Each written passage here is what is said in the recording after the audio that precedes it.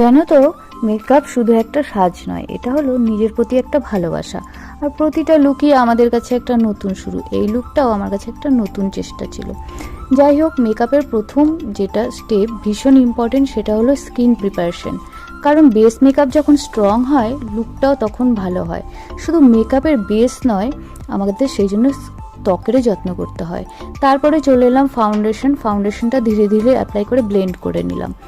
আর এরপরে চলে এলাম একটু ব্লাশ দিলে একটা সুন্দর কালারফুল ভাব চলে আসে। এরপরে চলে এলাম আই মেকআপের মধ্যে যত আই মেকআপটা আমরা সুন্দর করব, ততই আমাদের চোখ দুটো আরও সুন্দর দেখাবে। কারণ চোখই আমাদের স্বপ্ন দেখায়। তারপর ধীরে ধীরে অল্প কাজলের পর একটু মাস্কারা, গ্লিটার, আইল্যাশ, এইভাবে দিয়ে আমাদের আই মেকআপটা কমপ্লিট হলো। তারপর দিয়ে দিলাম আমরা কন্ট্রোর আমাদের কনফিডেন্স বাড়ায়।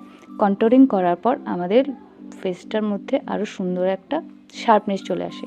এরপরে দিয়ে দিলাম আমরা হাইলাইটার দিলে মুখের স্কিন মানে মেকআপটার যে শাইন সেটা আরও বেড়ে যায়। আর লিপস্টিক ছাড়া তো আমাদের মেকআপ আনকমপ্লিট, সেই জন্য আমি এখানে অ্যাপ্লাই করে নিলাম লিপস্টিক। এইভাবেই আমার পুরো লুকটা কমপ্লিট হয়ে গেল। আর এই লুকটা আমার কাছে তো ভালোই লেগেছিল, কিন্তু তোমাদের কাছে কেমন লাগলো সেটা অবশ্যই তোমরা জানাবে।